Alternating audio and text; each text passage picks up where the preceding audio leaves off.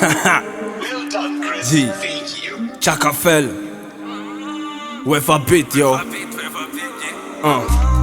Yeah. Let's go. Come on, come on, come on. Woo.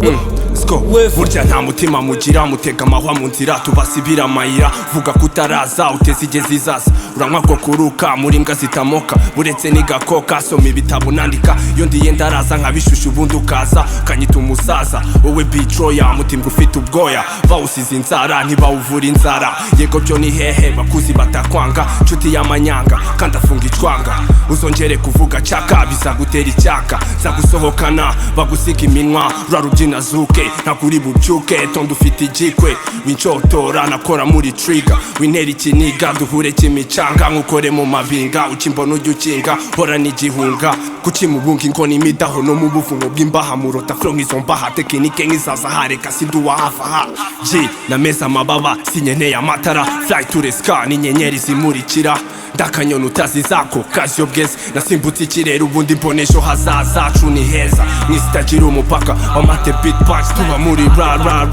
rap fun time, rap full time, ni nk'umugangi wawe mu rugo, erega rap niyo medicine ivura indwara nyinshi amaniga, n'agahinda kisha maniga, ni nk'umuti utanditseho keep away from children nigga, ikora umuti akazi kosa, pen killer to the dude that ain't going through a same pain,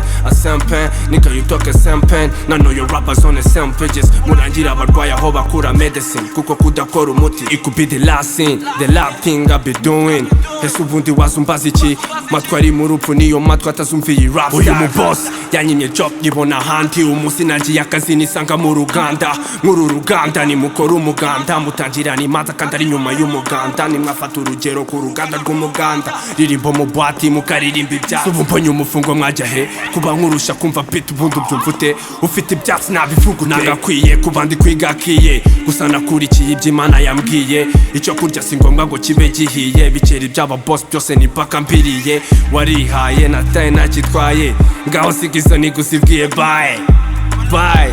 walai Chaka old school motherfucker.